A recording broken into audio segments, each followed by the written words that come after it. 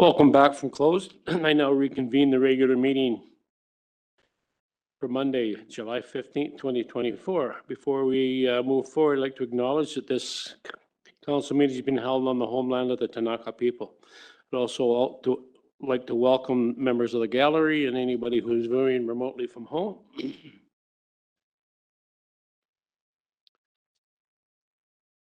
Can I get a motion to adopt the agenda of the regular council meeting of Monday, July 15th, 2024. Mover, please. Councillor Stetsky, Councillor Blissett. In favor? Opposed? That's carried unanimously. Thank you. Can I get a motion to adopt the following minutes of the public hearing of Monday, June 24th, 2024, minutes of the regular council meeting of Monday, June 24th, 2024. Mover, please. Councillor Popoff, Councillor Graham. All in favor? Opposed? That's carried unanimously. Moving into delegations, we have one delegation this evening. Sergeant Barry Graham from the RCMP detachment is here to provide the mayor's second quarter report. Welcome, Barry. Floor is yours. Good evening, Mayor Price, council, staff, and members of the general public. Thank you for the opportunity to present the report. I'll start with detachment news.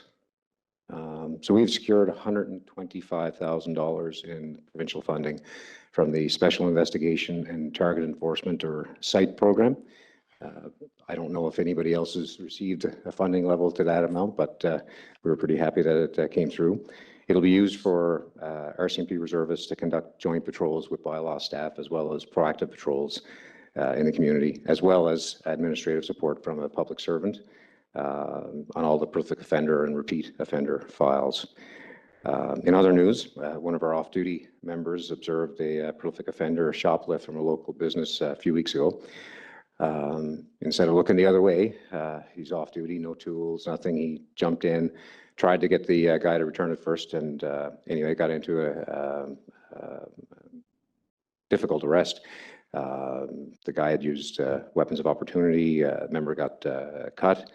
The Constable Bodanovich was the member, and despite that, he kept with it and managed to hold on to the guy till a member showed up, and we realized that he had just been released from custody, so he was back in, and I believe held ever since.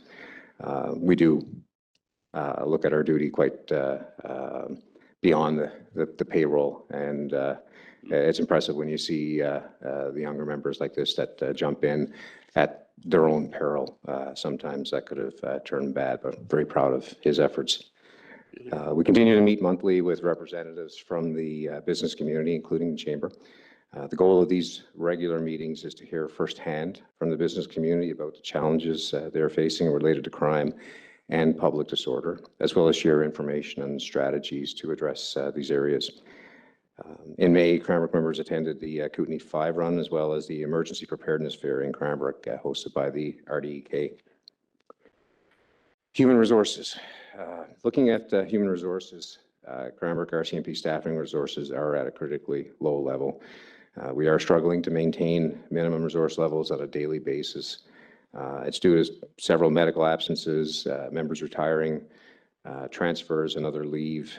It's extremely challenging when our resource levels are already lean. We risk getting down to like 1 and 2 members on a shift, and the workload could lead to an implosion where we lose other people as well. So our workload, the member workload at the front line has doubled. Call volume reports to police remain high. The complexity of files, the expectations means that often 2-member response may be required at an incident, and investigations take a significant amount of time for frontline. These investigations are done between responding to calls for service, which is difficult to maintain all these under investigative files. It's if you can get something written up and submitted in the first instance, if it's 2 or 3 hours, it's great. But when you start accumulating more and more, and you're trying to get your head wrapped around it, it's not an efficient process, and it's weighing heavy. It creates a cycle of burnout for members, and we risk losing more. For metrics, we received 2,075 reports to police this quarter, relatively unchanged from last quarter. Members submitted 63 reports to Crown Council. 83 charges were approved by Crown. We housed 165 prisoners this quarter, is up 20 from last quarter. 91 of our files involve mental health as a significant factor, and in some instances, apprehensions. Members spent 22 hours this quarter at the hospital with persons who were apprehended and waiting to see a physician. This was down from 41 hours at the hospital last quarter. We have been working closely with Chelsea, the Interior Health Integrated Crisis Response Clinician, and it's likely this relationship has contributed to less time for members at the hospital. So members conducted several proactive traffic initiatives as well as traffic stops, and as a result, we issued 37 traffic violation tickets and 36 warnings. And we continue to routinely conduct patrols with City of Cranbrook bylaw staff. We conducted 28 patrols from April to June. And that is my report. Thank you very much, Barry. Councillor Stetsky. Thank you, Mayor. It might be more of a question for you and our CAO, but we did have a conversation with the Attorney General quite a while ago about prolific offenders and trying to get the law changed to be more effective at keeping prolific offenders in jail, quite frankly. Any update on that?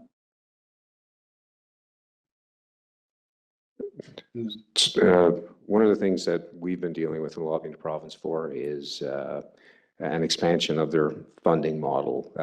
It was specific to repeat violent offenders, which made it a struggle for us to get any business case through for the extra support, extra funding. This is separate from the remand part of it.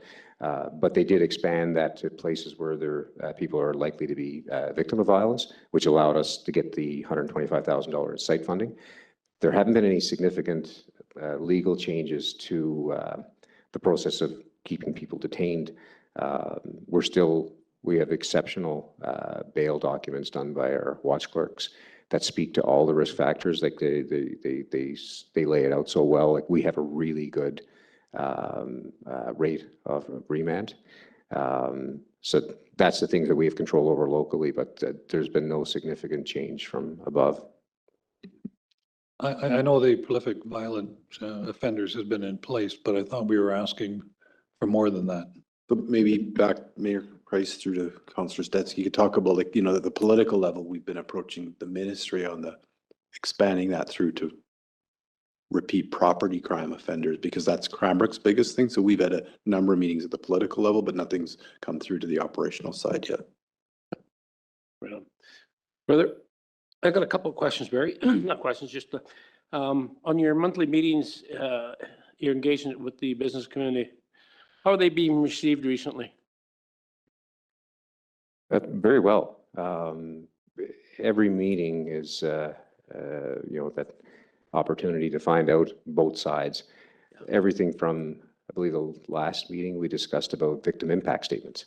You know, it's one thing to, somebody to steal a $200 item at a store, but when the courts are told the impact and how often the stores are hit and what this does, and for some of the store owners that show up in the middle of the night, not knowing, if somebody's there, and it's not just as simple as a property crime. Like it's a huge impact on staff. They don't know whether they should intercede, and they shouldn't. That should be us, but it's changed. It's taken away profit margins from companies. All these things are important. So that was great to be able to share with them, and we'll roll it out. And I don't want to take away the thunder from Amanda's introduction, but there are things that we'll be able to roll out so much better with the new community engagement coordinator. Right on. And secondly, it's sort of sad to see that your resources are critically low, because it wasn't long ago. It was the first time in how many years you were fully resourced. So that just goes to show you how quickly it can change. And sometimes you have no control of it. They're going to pull a member out of our detachment and supplement another detachment with. It was rare. I've never seen it that we were overstaffed. We were temporarily, because of one of our members couldn't sell a house, that we were overstaffed for a bit. But then that led to others in the same boat, and the replacement showed up, which is so rare. But at a time, Golden and Creston were in a difficult resource situation themselves. And like just last week, we were down to one member working a night shift, and we made the call to the neighboring detachments, and they were able to send people over. You know, we got to kind of look after each other, and it's great to have that support. But yeah, it's a roller coaster, and there's no rhyme or reason. But if we can somehow get to that level where we can control it, we can do our vacancy management patterns, we can lend people out, and then we can control, you know, the budget at the end of the year. Right now, no one wants to give back $1 million in slippages. It's nice that, you know, we can contribute to city projects and stuff like that. But yeah, we need to spend that money on getting people on the road. So we'll get there. For sure. And lastly, I'm looking at your prime files reviewed by records. Wow, 3,300 compared to 1,175, so that's almost triple. What does that involve? I'm going to turn it over to Matt. Mayor Price, we had the addition of our records lead position. That's a new position in our records department that council had approved through last year's budget. So that additional staff member has contributed significantly to record staff being able to review the increased number of files, as well as provide better behind the scenes support to RCMP. Well, yeah, that's a real improvement for sure. Great. Well, thanks very much, guys. Very much appreciated. And nothing further, Council? Nope. Thanks. Amanda has something. Yeah, just one more piece here. It's my absolute pleasure to introduce to you Melody Monroe, our new Community Engagement Coordinator. Melody will be joining the RCMP Support Services team as a municipal staff member working at Cranbrook Detachment. In her community engagement role, Melody will be working with the community and Cranbrook RCMP to deliver crime prevention and reduction initiatives specific to our community needs. She will be leading the new auxiliary program, formerly the Auxiliary Constable Program, as well as relaunching the Cranbrook RCMP volunteer program. And this will help us get greater visibility in the community, as well as eyes and ears out there to report incidents back to police. Under the volunteer program, Melody will work on initiatives such as Stolen Auto Recovery Program, Speed Watch, Cell Phone Watch, Citizens on Patrol, which is an Observe It, Report It program, Lockout Auto Crime, and much more. She will also work closely with the business community to identify crime trends for proactive policing and other initiatives, conduct crime prevention through environmental design or CPTED assessments to deter crime, help businesses determine proper CCTV camera placement as well. That helps the RCMP in their investigations, as well as submit restorative justice referrals, and of course, a lot more. I know she has a lot of other great ideas. She will also provide public education on crime prevention and reduction strategies through attending community events, delivering presentations, as well as media releases. And as you will hear from Melody in just a moment, she brings extensive experience in community policing within our community and a very broad range of skills. We are absolutely thrilled to have her on the team in this exciting new role. I'll hand it over to Melody. Thanks, Amanda. Good evening, Mayor, Councillor, everybody from the general public. It's just an honor to be here. I'm Melody Monroe. I'm your new community engagement coordinator. That's new to me. So just a little bit about myself. So I joined the RCMP in 2000. My first posting was Whistler and Pemberton, which was a great spot to be. In 2005, I was transferred to Cranbrook Detachment. I worked general duties and eventually was awarded the community policing position. I have nothing but passion for community policing. I did work tirelessly to bridge the gap between the public and the police and to create a positive working relationship between the two.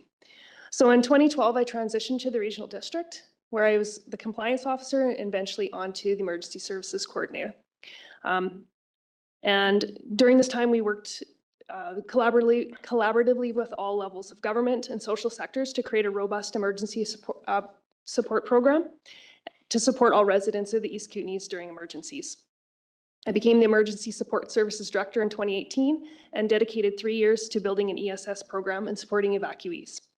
I became a certified education assistant in 2020, where I was hired by SD5, and I worked 4 years at the Kootenai Educational Services Senior Alternate Program. So things have definitely changed in our community since when I was with the RCMP.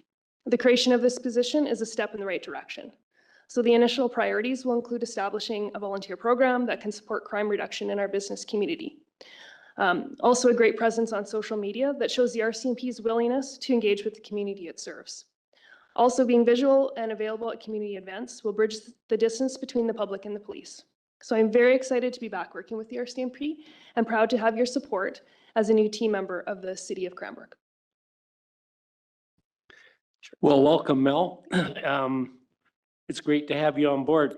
I know Mel personally, and I certainly knew her when she was working as a member of the RCMP and outside of that, and I can tell you that nobody's going to outwork her, and she is extremely dedicated and hardworking. So she's certainly up for the challenge.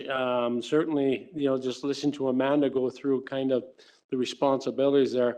It's going to be an extremely busy job, but it really is a much needed position in our community, certainly with the direction that the council and the RCMP have discussed the last 2 years. With Barry, we're moving into more of a community policing model. So it aligns so well, with Cranbrook strategic direction, the council's strategic direction.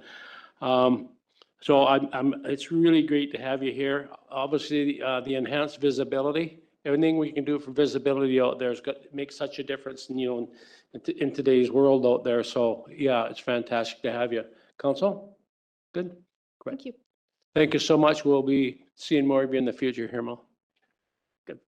Thanks, guys.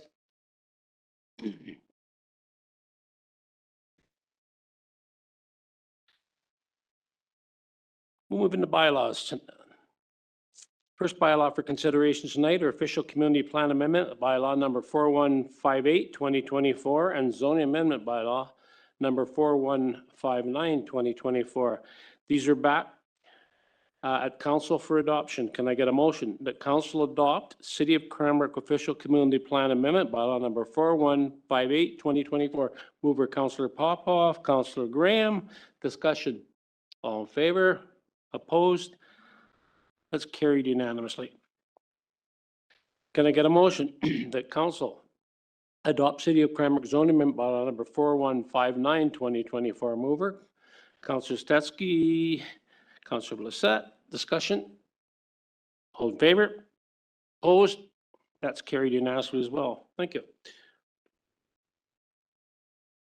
The next bylaw for consideration is the Recreation and Culture Fees and Charges bylaw number 4163, 2024.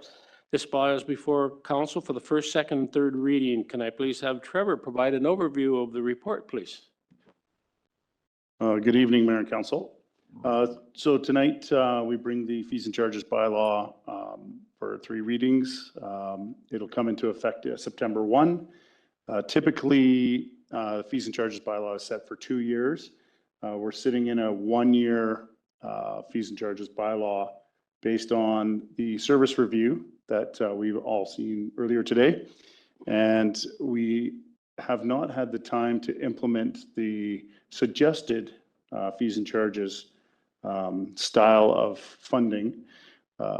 So we are just coming back for another 1 year with a percentage increase. Typically, the fees and charges increase in Cranbrook has been a small 2.5% margin per year.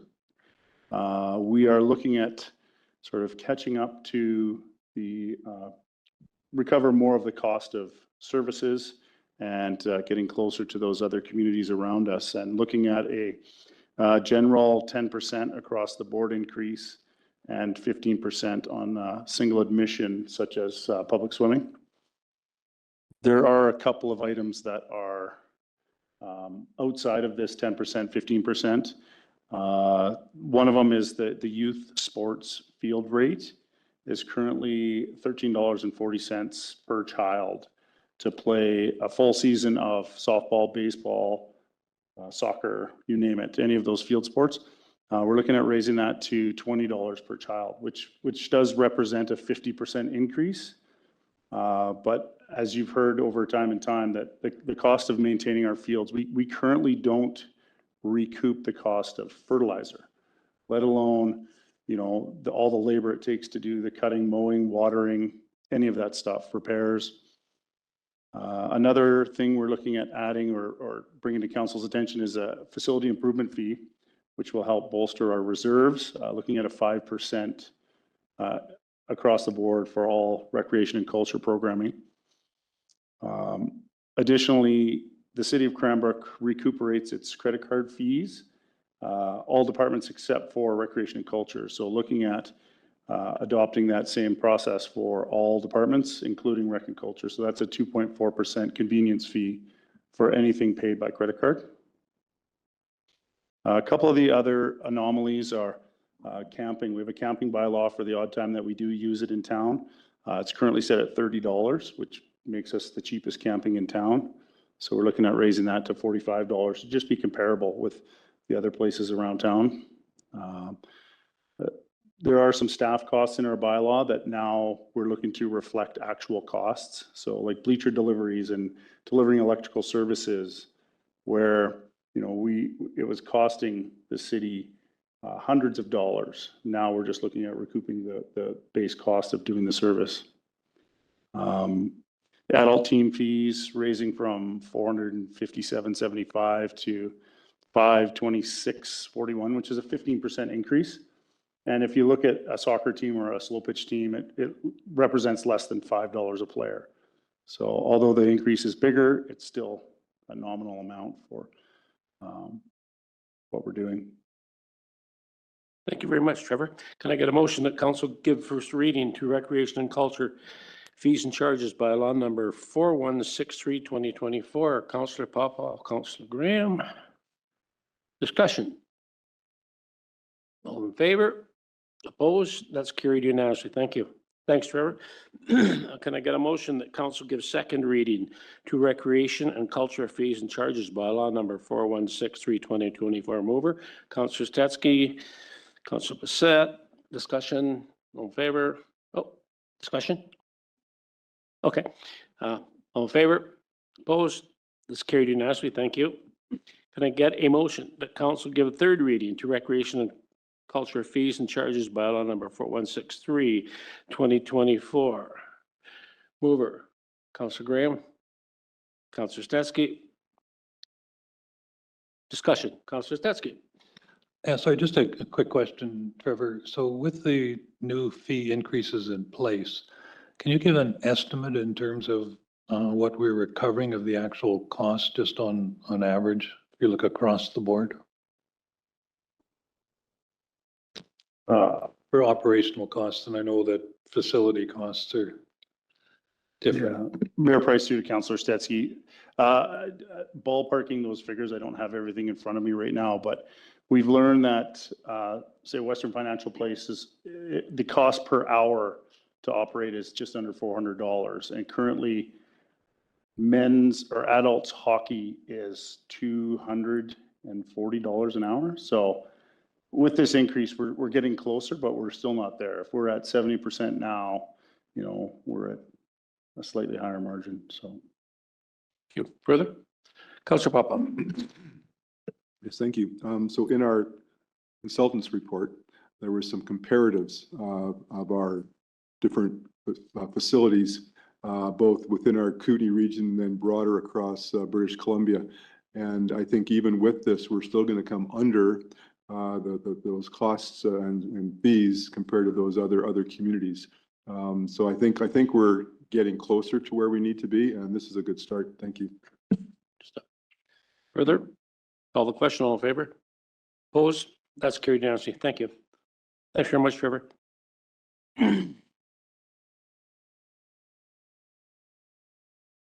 Final bylaw for consideration tonight is zone amendment bylaw number 4164, 2024. This bylaw is before council for first, second, and third reading. Can I please have Santana provide an overview of the report? Hello, good evening, Mayor Council. This evening I present to you bylaw amendment 4164. This bylaw proposes changes to the downtown core zone. Specifically, it's proposing to increase the density from 80 units per hectare to 180 units per hectare and to permit residential units at grade. While 180 units per hectare is greater than our current high density zoning at 120, in the context of the parcel sizes and existing land base in the downtown, this proposed density will support that responsible and desired outcome or responsible and desired development. That's a goal of the downtown revitalization plan. To provide you a visual to kind of visualize or to visualize the increase in the density. Currently, the 8th Avenue parking lot that the city owns from Baker Street south to First Street. The current density would allow about 30 residential units, and at 180 units per hectare, it would allow 66. For a little bit more smaller scale comparison, the Hideout restaurant, currently they're not proposing an amendment at all. But if, for context, if they wanted to put in residential units, right now they could put in 4 based on the size of their parcel, whereas the 180 units would allow up to 8 units. So staff reviewed the application against safety concerns, infrastructure limitations, and overall goals of the downtown revitalization plan. And specifically,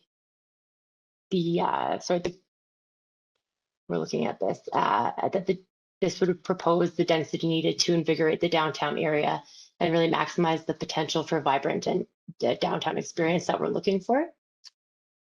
This density and mixed use within the core will attract more uses downtown, creating that social cohesion, bringing greater investment and beautification. So for these reasons, staff are recommending the first, second, and third reading of this bylaw. For specifics to this application, this would apply to the entire C1 zone, but this application would facilitate a specific redevelopment of 32 11th Avenue South, which is a vacant building across from the current RCMP building downtown. The staff have been reviewing the zoning bylaw right now, and this is something that would come forward at a future date, but we're just not quite there yet. So that's what we bring it forward to tonight. Thanks very much, Santana. Can I get a motion that council give first reading to City of Cranbrook zoning amendment bylaw number 4164, 2024? Mover, please, Councillor Stetsky. Councillor Blissett, discussion. Councillor Stetsky. One of the things that, thank you, Mayor. One of the things that stood out for me was, I think they suggested that could lead to 8-story tall buildings. And I just wanted to check with our fire department again while we have the chief with us, whether or not that was, I can't remember seeing 8 stories and anything else that we've looked at. Maybe I just missed it. I thought we were at 6, but so 8 stories. And the second question, Santana, would be to you about with the implications on parking then to go along with this density. So to Councillor Stetsky through Mayor Price, can't speak specifically to a developer's desire to go to 8 stories. Certainly the building code allows for developers to propose 8-story buildings. As we go from 3 to 4, 4 to 6, and 6 to 8, the regulatory changes in the British Columbia Building Code kick in, and basically they deal with fire safety for the occupants. Certainly as we go vertically in the community and encourage high density, the challenges in the fire service go up. You almost double your need for staff to deliver services when you get above 6 stories. So there certainly will be challenges when developers do that. And I will be at council in those conversations when they're coming, but it is good to know as a council that those challenges to move fire suppression services vertically increase exponentially once we get up above 4 stories. So the challenges are there, but certainly they're offset by a lot of the economic advantages and the social advantages that the planning and development department looks at. Generally, when these buildings are economical, they're scaled out in a community that can afford them, and we start to get into those situations. So I see that one coming down the road, and I want council to know that it's not in the absence of concerns from the fire service, but generally we'll grow together. Thank you. Sorry, the second one was around the implications on parking if we go to that density, and I absolutely support density. Through the mayor to Councillor Stetsky, just to further on Scott's mention of the 8 stories, that is a policy recommendation in the downtown revite plan. Currently, it's not something we permit in the downtown core. That might come at a future date when the zoning bylaw is redone, but right now it's just a policy recommendation. And further to the parking requirements, the applicant at this point has enough room on site for us. They will be requesting a parking variance at a future date, but right now they're still figuring out their site plan and whatnot. This density increase would support their CMHC application. So yeah, that would come at a future date with the any development permits that would be required as well.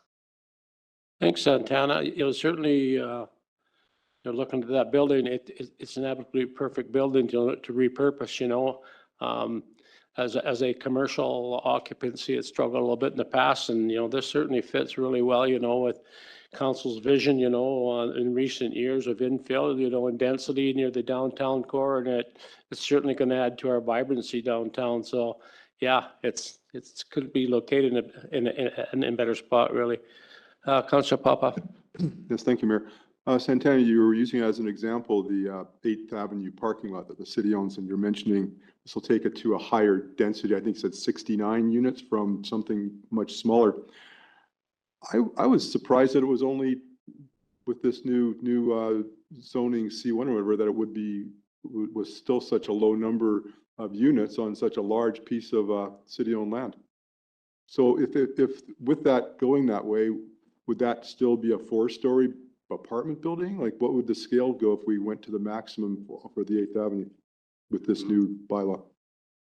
Through the mayor to Councillor Popoff, just to confirm, you're specific to the 8th Avenue parking lot. Yes. Right now, the 180 units, proposes at the 80 units per hectare, it would allow 30. Yeah. If we did increase it to 180, it would allow 66. That doesn't account for gross floor area, which is how we account for the scale and the massing of a building. The 180 units per hectare might work well as a pilot option to kind of introduce that density into the downtown core. And then if we see that that's actually not getting us what we need or what we desire, especially for our housing targets, then when the zoning bylaw is being updated, we could account for increasing that density even further. Thank you. So there's still opportunity should a developer want to look at that to come back and get a higher density, i.e. a higher, maybe a 6-story apartment building or up to an 8-story apartment building, we would consider it? Yes. Thank you. Thank you, Santana. All in favor? Opposed? That's carried unanimously. Thank you. Can I get a motion that council gives second reading to City of Cranbrook Zone Amendment bylaw number 4164 2024? Mover, please. Councillor Stetsky, Councillor Graham. Discussion. All in favor? Opposed? That's carried unanimously. And finally, can I get a motion that council give third reading to City of Cranbrook Zoning Amendment bylaw number 4164 2024 and refer to the Advisory Planning Commission for information? Councillor Popoff and Councillor Graham. Discussion. All in favor? Opposed? That's carried unanimously. Thanks, guys. Thanks, Santana. Good work on that.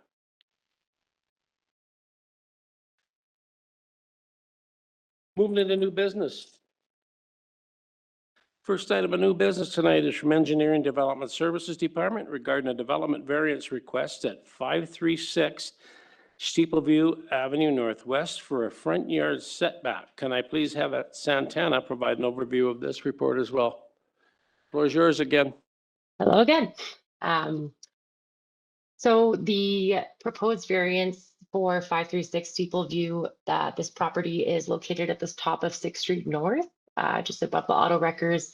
The variance would seek to reduce the front yard setback from the 4.5 meters to 1.3 meters.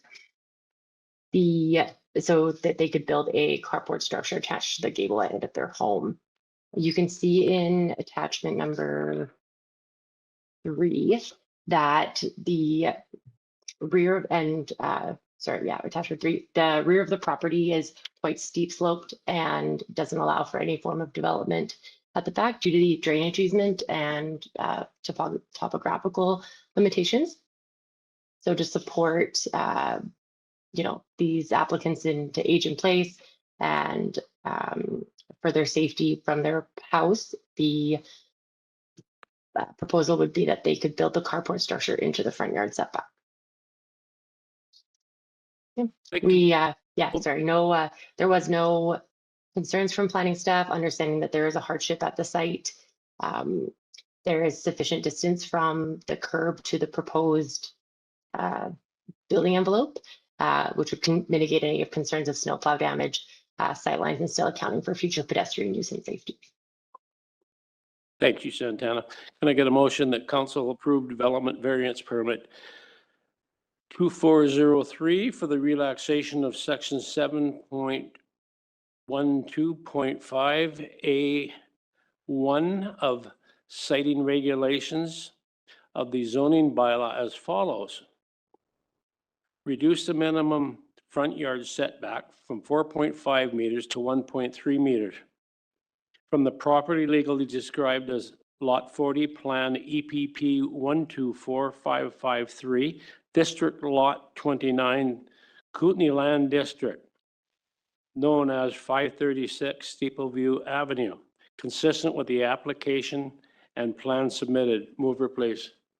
Councillor Graham, Councillor Bassett. Discussion. Councillor Stetsky.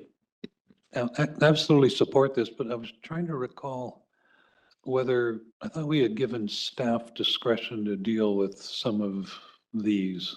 And I'm just trying to refresh my memory, I guess, in terms of what we said staff could make the decisions on versus what had to come to council.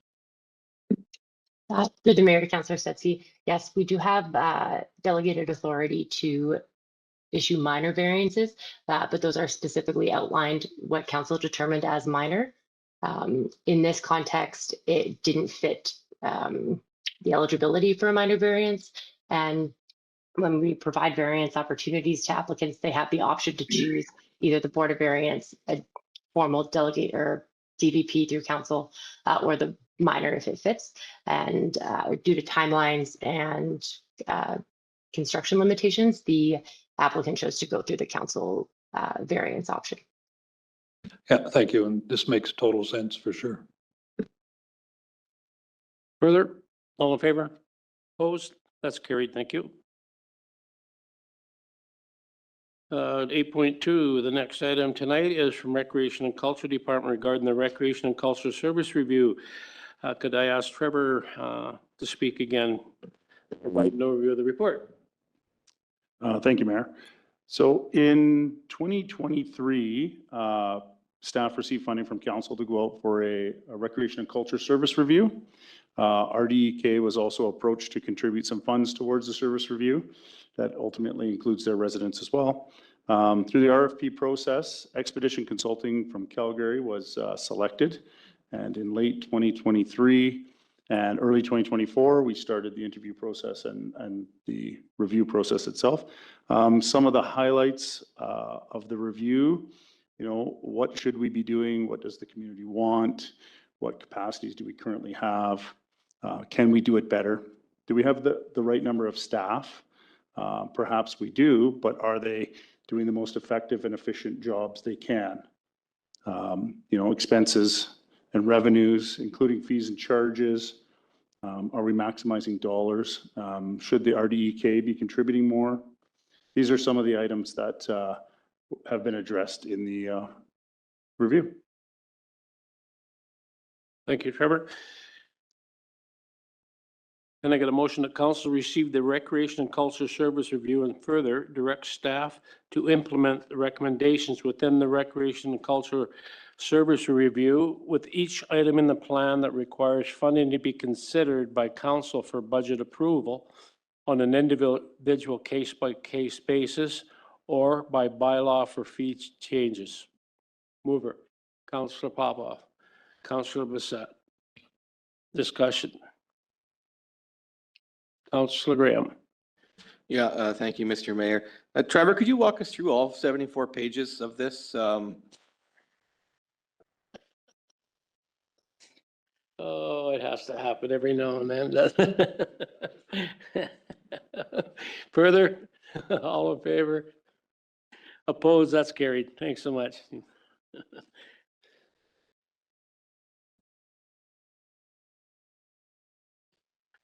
The next item of new business is from Finance Department regarding the 2024 to 2034 Community Works Fund Agreement. Can I please have Charlotte provide an overview of the report, please?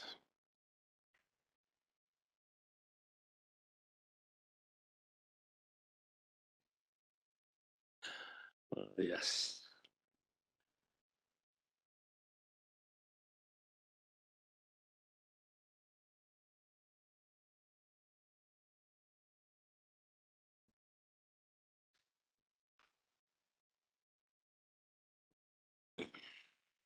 It ran away from me.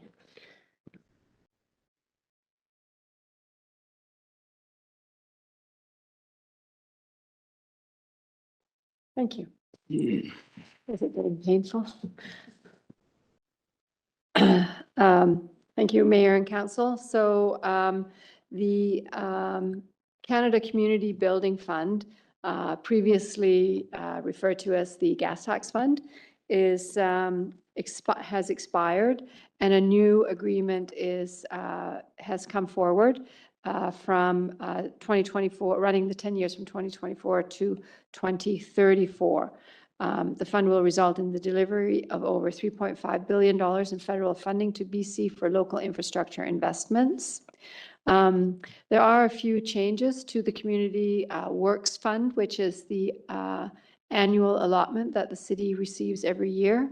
There's been some expansion to the eligibility categories. All existing eligibility categories will be maintained.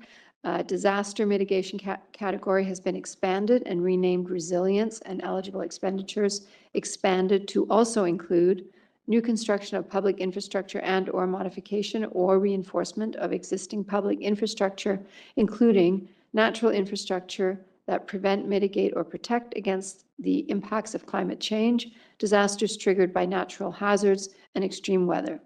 The fire hall category has been expanded to now include fire truck purchases as standalone projects. Feasibility studies and detailed design projects are now eligible. Housing planning is now an eligible expense under capacity building. For all local governments, the timeline for annual reporting will continue to be June 1st, and there are some additional requirements for reporting. For the City of Cranbrook, the 2024-2025 allotment will be $1,001,090. That's a slight increase from the $980,000 approximately that we are receiving, that per the budget is planned for 2024. The funds will be deposited into the Community Works Gas Tax Reserve and will be used for the annual Capital Works program. That concludes my summary. Thank you very much, Charlotte. Can I get a motion that council approve the 2024 to 2034 Community Works Fund Agreement, and further that council authorize the mayor and the corporate officer to sign the necessary documents? Mover, please. Councillor Brissette, Councillor Stetsky. Discussion. Councillor Stetsky, Councillor Graham. So the number is fixed for 3 years, and then the number after that is fixed for 27, 28, 20, 29. Is this kind of a base level? Like, could we get more than the $1,101,090 in subsequent years, or is it fixed once we sign the agreement? Councillor Stetsky through Mayor Price, or Mayor Price through Councillor Stetsky. I honestly don't know. I believe it's set. It is based on per capita. So I'm honestly, I can't answer the question definitively. I'm expecting it's set, but I can certainly report back and Okay. So under the gas tax agreement, what is formerly known, there's a per capita stream and there's a competitive stream. So there is some opportunities about additional funding. And then there are times when they flip, like where we got the double payment the 1 year. So, but this is the base agreement, I guess, would be the short answer. Thank you, CAO Furcher. That's correct. This is the Community Works Fund, is the $1 million, 1,090. That's the set funding, and then there will be granting opportunities, competitive granting opportunities available through the program as well. I haven't heard anything more about that side of it, but and in terms of the Community Works Fund, I believe it's set, but also as CAO Furcher said, sometimes they front load us because that payment does come in 2 payments throughout the year. So they may front load the full payment as they've done in the past. Thanks, Charlotte. Councillor Graham. Yeah, thank you, Mr. Mayor. And I know it was a race to the finish line around the UBCM table to get this done in time for the first disbursements to happen in July. And if you check out the website, you'll notice that not all provinces are there yet. So there's only a few of us that made it across the line. And a lot of that has to do with some provinces blocking the feds from giving municipalities money directly. So there's definitely some politics in play. Wow. But BC, Ontario, Quebec, New Brunswick, and Prince Edward Island have all secured their Canada Works Building Fund. And yeah, so it was good that we were able to get it out for this building season. Well, thank you for that. Further? All in favor? Opposed? That's carried. Thank you. The final item of new business tonight is from Public Works Department regarding Public Works Project PWO 0187 hydrovac replacement. Tony's on the line to give us an overview. Thank you, Mayor and Council. City of Cranbrook operates 2 hydrovac trucks that are used for excavating around underground lines and cleaning out sanitary lines. The newest unit was purchased in 2016 and another in 2016, which serves as our backup unit. Recently, through regulated inspection of our older unit, it was discovered that excessive rust jacking of the frame beyond what is within the allowable specification. Rust jacking is caused by corrosive liquids seeping between the 2 frame rails and has rendered the truck cost prohibitive to repair and is now being taken out of service. This is now the 2nd failure in the city fleet of this nature. To help mitigate this issue, we are exploring preventative maintenance measures such as frame coatings and increased cleaning protocols. However, given the nature of the corrosion occurring between the frame rails, this measure may not prevent future rust jacking. It is essential that public operations have backup due to the fact that contractors' equipments don't provide the same functions and are not reliable to provide service during emergency repairs. Public Works is requesting early approval of the 2025 budget item for the replacement hydrovac. The existing budget is currently $900,000, but a more recent estimate on a replacement is $885,000. If we were to start procurement process immediately, we would likely take delivery Q4 2024 or early 2025. Thanks very much, Tony. Can I get a motion that council approve an early budget approval for the amount of $885,000 for the purchase of a replacement hydrovac? Mover, please. Councillor Popoff, Councillor Graham, discussion. Tony, so we're putting the liquid down now. Is that contributing to more than just the salt? I imagine it is. Is it considered maybe an option for that to improve the life? And I guess the second question, are they building these things lighter than they used to, you know, the suspensions and the frames lighter than they have in the past? Thank you, Mayor Price. We do feel the liquids being put down on the calcium chloride we put down in the winter is definitely corroding many of our equipment earlier. We're seeing it on the bodies of pickup trucks. We just recently had a 2018 trailer completely rusted out and we can only assume it's from these liquids. And the other part of your question, the earlier equipment from the early 2000s, it does seem to be lasting. It seems to be a better steel. So obviously, it isn't our best judgment that the older steel was better quality, but we can't say 100%, and the manufacturers don't have much information for us. Thanks, Tony. Tony, I guess the next question would be putting a wash in.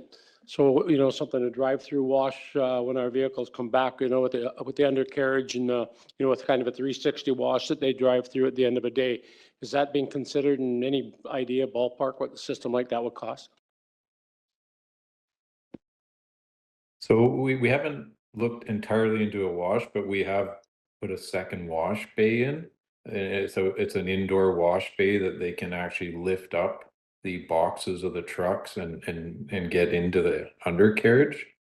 I don't think the drive-through wash would really get into where these frame rails are, and where we're seeing the problems to get the life that we used to get out of these vehicles.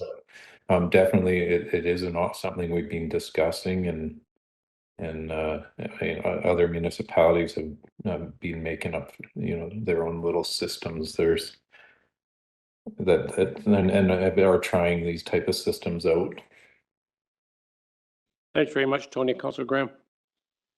Yeah, thank you, Mr. Mayor. Maybe salt is a better option after all. Are we seeing this, like, how often does that truck go out? And are we seeing this, like, I look at the fire apparatus is out quite a bit. Are we seeing it on there, or is this kind of like exclusive to Public Works? Like, I'm curious if it's happening in other parts of our fleet. I don't know if Chief Driver has anything about the fire trucks or anything with this. Yeah, so through the mayor to Councillor Graham, what I can say is the most recently retired fire apparatus definitely showed significant signs of this. It was at end of life. The truck body was going to need to be replaced at its 20-year life cycle. Further? All in favor? Opposed? That's carried. Thank you very much, Tony. We will now to administrative updates. There are 3 admin updates this evening. The first is from Fire and Emergency Services. Can I ask Chief Driver to provide the community fire updates? Yes. Through the mayor to council, I wanted to take this opportunity a couple of weeks ago just to speak to council as we entered the fire season. And I think the whole of our community has been speaking about how we entered fire season this year. So I know it's on top of mind. My staff know it's on top of mind, and we're all sort of just sitting at the middle of July wondering how the rest of the summer is going to play out. But I do feel the need to speak to the significant structural incidents that have happened in the community in the last 3 weeks. The last week of June, we started with a structure fire on King Street, and then quickly there was a school fire and 3 more structures burned down. So we've lost 4 homes in the community for families. We lost an elementary school, at least for the next year. Not sure what the school district's going to do with that building, but the kids won't be in that building next year, and some very significant impacts. Since the beginning of July, we've experienced 120 emergency calls for service, which is a bit higher. But what we are seeing and what I've identified through the pattern is the incidents are more significant, and we're getting to very serious fire conditions very quickly. And that isn't just in the interface. A small house fire that we'd go to and normally put out with very limited damage is a raging structure fire when we get there at 4 p.m. on a south-facing deck. And it's happening more and more. And we're seeing that in the built environment, just as we're seeing it in the wildfire interface environment. One of the structure fires, or the 2 structures that burnt in Park Royal, adjacent to the interface. It's a neighborhood we practice the Fire Smart work a couple years ago.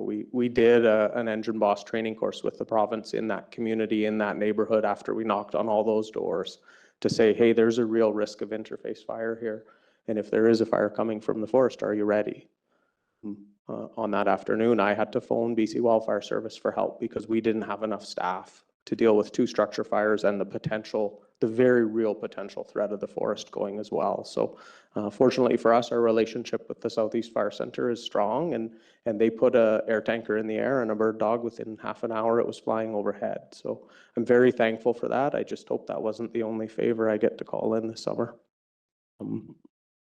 But what I do sort of want to talk about is just the impact to community is high, and I think there's an opportunity for the community to recognize that. I want to thank my staff and the agencies that help us when we do have significant events. I think everyone works really, really hard, but we need help in the community too. We need the campfire bans put on so we don't start fires in the forest. I need to ask that people just take an extra moment in their day and reduce the risk around their house as well, because a fire on the deck could very easily be an interface fire in half an hour. And when we're seeing weather like we have predicted in the next couple of weeks, there's significant risk happening. We have seen a number of interface incidents, and we've been lucky to be able to control them before they got out of hand. We're doing some really good wildfire mitigation work. We've got plans to do some on the Moore Park Place this fall. We're going to get a head start of it in the next couple of weeks if we can do that, wildfire mitigation work on that parcel. And I need help everywhere. We need as a community to come together and be a little bit safer and take a little bit of extra time in the morning and in the afternoon to make sure that what we can do, we have done. And when you see a fire, call us. Thank you very much, Scott. Councilor Papa. Yes, thank you, Mayor. Scotty, refresh my memory. Backyard fire pits sitting around in the evening at 30 degrees still and having a fire, marshmallows, hot dogs. Is that allowed in the city of Cranbrook right now? Absolutely not. Thank you. Councilor Stetsky. Yeah, just a comment. I live in Park Royal, and I went over and had a look at the 2 houses, and absolutely the forest, you're pouring that water on that tree was really, really a good decision because it could have spread right up that neighborhood. Yeah, I can't say it enough. I'm very proud of the work that my staff did. They had a very difficult job in front of them when they arrived on scene with 2 fully involved structures and a very adjacent forest that was ready to go. Yeah, the strategies and the tactics that they used have been practiced and learned by us, and they work. So I'm thankful that the water system worked, that the RCMP was there to help us with people, that the ambulance service was there to take care of everybody, and the wildfire was flying overhead. It was a team effort. I don't think people can really appreciate firefighters respond to an event like that in the turnout gear and when it's plus 30. It's not bad at plus 20, plus 25. It's getting on plus 30. Make no mistake, you're under duress most of the time you're out there. And again, Scott, I want to acknowledge your guys. Great job.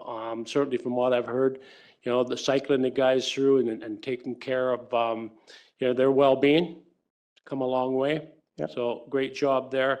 I want to acknowledge as well our local emergency services department. RCMP were there right away. Certainly, the BC ambulance crew there, they're part of the rehab process.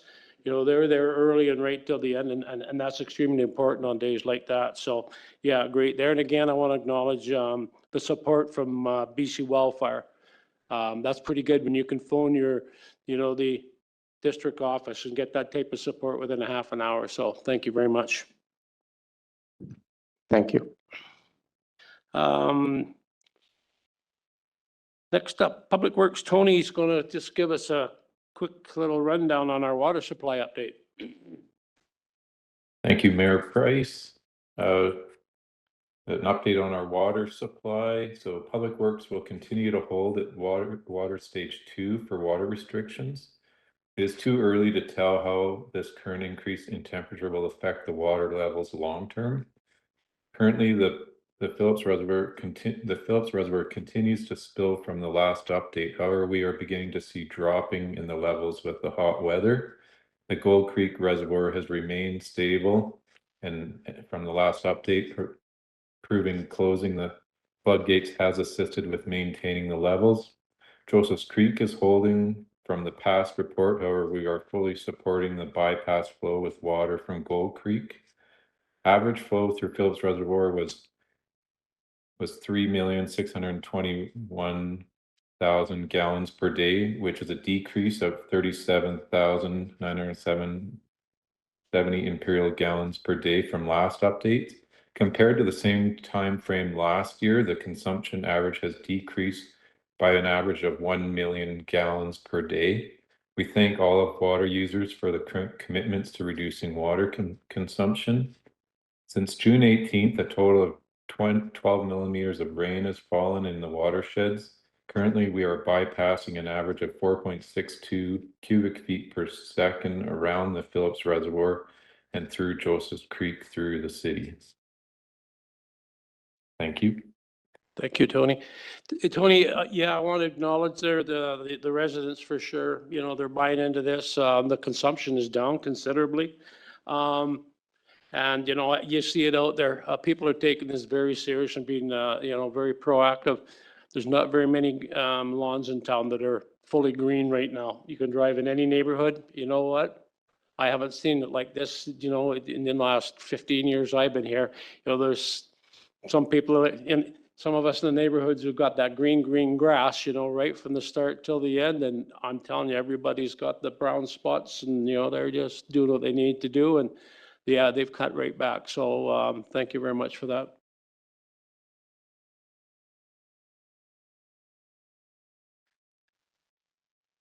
Next up, corporate services. Mark and Tina to provide admin update on the child care survey results. Tina. The city re-initiated another parent-family engagement survey to confirm the childcare needs that were identified in 2020 still hold true today.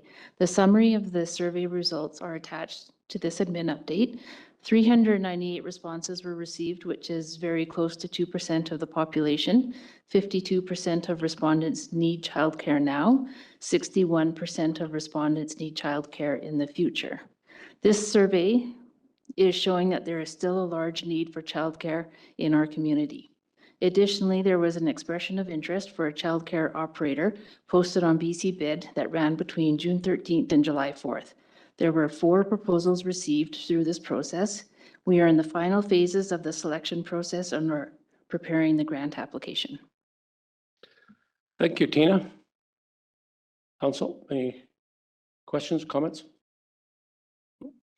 Thank you very much. Moving on now to correspondence. We have 3 pieces of correspondence on agenda tonight. I do note that item 12.3 has draft letters of support written for potential release should council approve those letters. Before getting to that item, is there any other that council would like to discuss or receive for information? Receive for information? Thank you. 12.3. Yes. Council Papa. I think 12.2, they're asking for city response to their concerns. Is that something we're just going to leave to staff to discuss, or is there something we need to talk about? Knights Hall? The Knights Hall. Yes, yes, I guess we should direct that one to staff if we could to come back with some comments for us, Mark, on that. Yeah, yes, please. Okay, thank you, Councilor Papa, for that. So 12.3. Discussion on 12.3. Community futures, Councilor Stetsky. No? Okay. Just give me a second here on that one. I thought there was a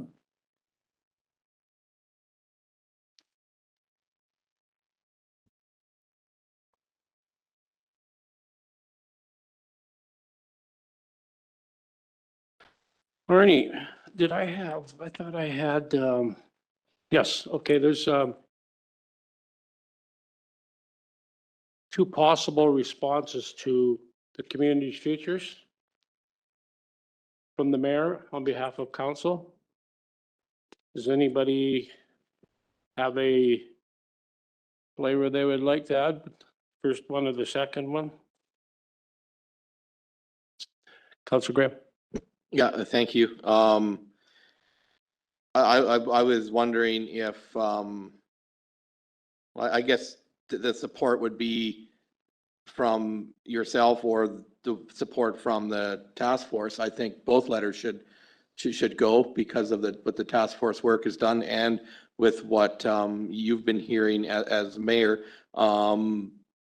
This program is that they're trying to get has worked well in the West Kootenays to get employment for these folks. I think the biggest challenge they're going to have is that there's no community in the Kootenays that has the enough housing. Exactly. And it's like they need a housing authority, but we don't have a housing authority, and our vacancy rates are too low. So I think for sure it's worth supporting, but yeah, I hold my breath on that.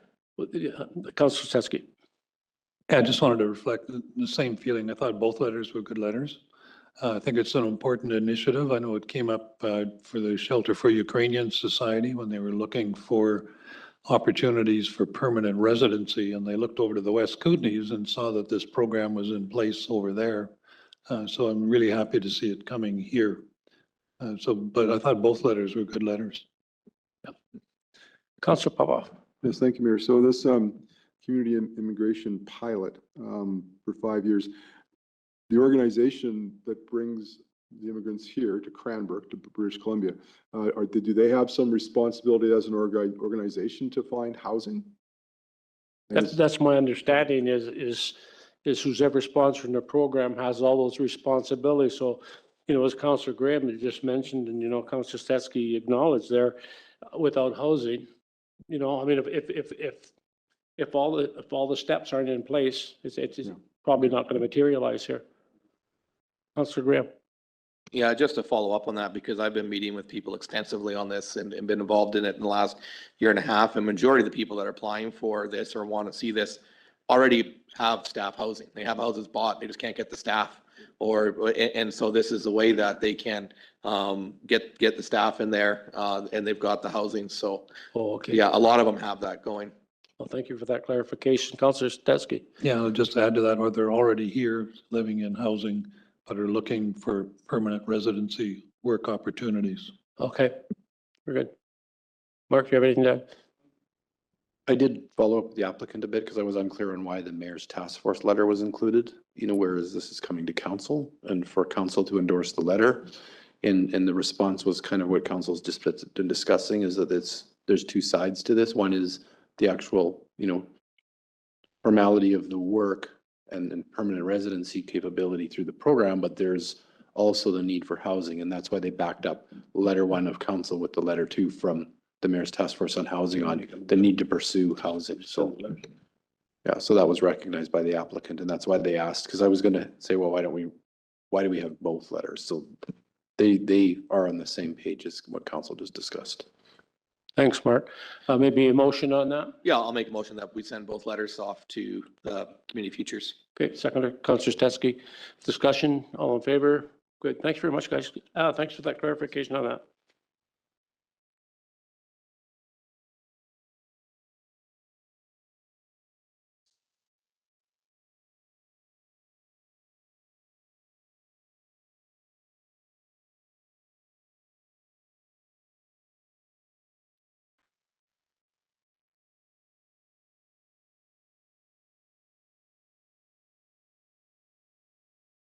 So that brings us now to Mayor and Councilors' reports and inquiries. Let's start with Councilor Popoff.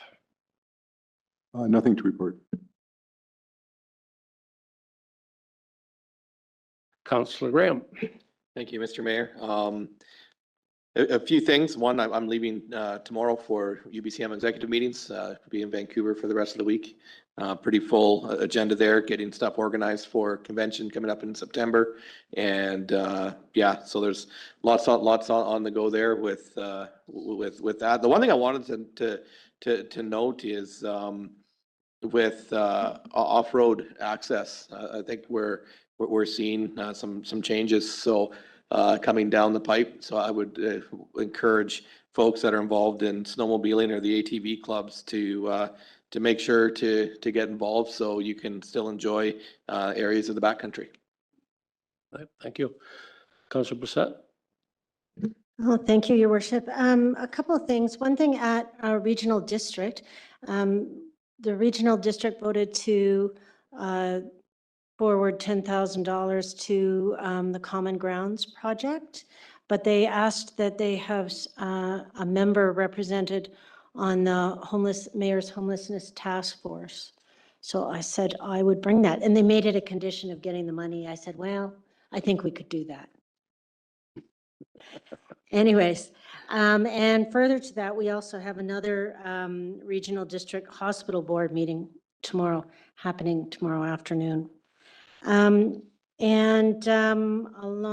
with that, there's going to be another community plant-based potluck supper this Saturday in Rotary Park.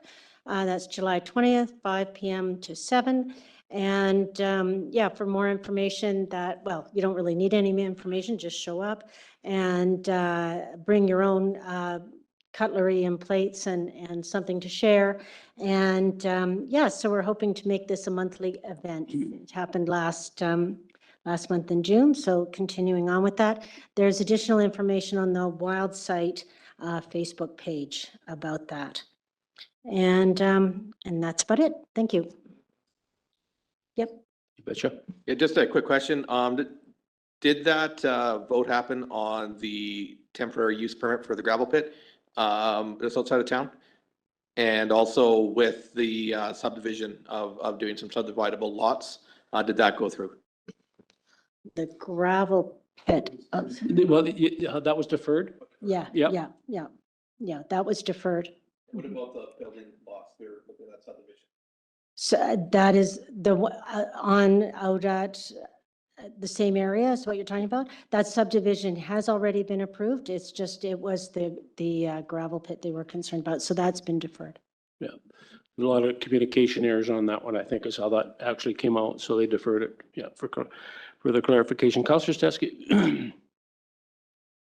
Thank you, Mayor. Three things. One, very successful Symphony of the Kootenay out at St. Eugene with the Tunaha drummers and with Nasuka and Pierre doing the welcome. It was a great event, about 450 people underneath the grove of trees outside the front entrance to St. Eugene. So it's really a great day. Second, I haven't checked in the last day or two, but a couple of days ago when I checked, it said 32 to 35 degrees in Cranbrook every day for the next 2 weeks. So we really do need to keep an eye on fire, and we need to keep an eye on the levels of water we have in our reservoir. Lastly, we've all, of course, heard quite a bit from the community about daycare in Gyro Park. I went out and walked it. And I'm curious, I mean, there seems to be an impression that the entire park will get paved if there's a daycare put in there. But when I walked around and looked at the washrooms, which really are disgusting and need to be replaced, there seemed to be, a fair bit of flat ground available without impacting the hill and the old growth trees and the memorial trees that are there. So CEO Furcho, if you can, how much of the park would still be green space, do you think, if the daycare center gets built there? All right, so Mayor Price through to Councillor Stetsky, you covered a bit of different ground there. So a couple different conversations. So one is, first of all, we early on looked at the possibility because the washrooms are at end of life and they're part of the capital budget for replacement. So it just so happened by coincidence that the same architect's involved in both projects. So we were able to have a conversation with them as to, should we be successful in the daycare application, can we do something to incorporate the public washroom on the side of the building. And what that would do is reduce the footprint as you've described, but it also would allow the heating of the building to heat the washroom. Typically with washrooms, we have a very short window of operation because of the cold and the freezing of the pipes and the water. So we have to, close them and drain them. So if it has access to heat from a heated building, obviously you wouldn't have humans going from the wash building into the daycare. That's going to be a separated, isolated space. So public access only from the outside to the wash building, but then it could be a heated space extending the season, taking advantage of the building, reducing the footprint as well. And then we did do, the map showing how much of the park would be taken up. We've been very public about that and showing the footprint of the building and the footprint of the parking lot for the proposed daycare. But in mathematical terms, so that picture is available. It's easy to see it. It's only that one small corner of the park. But in mathematical percent wise, the daycare facility and the associated parking lot in percent would use 15.3% of the park space. And to put that into context, what's there already in park facilities with the pickleball court and the wash building and the playground is 13.5%. So already it's about the same amount of green space that's already used in the park would be used with the daycare facility. So between all the park facilities and daycare facility plus the parking lot, we're using 26.7% of the site coverage for the buildings and facilities, leaving the rest as open space. So that's the reality. But the conversation around combining the two certainly is on what we'd like to do. Everything, all the stars aligning. Thanks, Mark. I've only got one item here. It's regarding the out of jurisdiction response for the fire department. The City of Cranbrook Fire Services bylaw number 3676 provides authority for the fire department to respond beyond the boundaries where the Director of Fire and Emergency Services considers that an emergency exists which poses an imminent risk to city property or property protected through express written mutual aid or other agreement. The director may authorize personnel and apparatus to respond. The director shall advise the mayor and council at the first available opportunity or with prior approval of the mayor on behalf of council if the mayor advises council at the next meeting.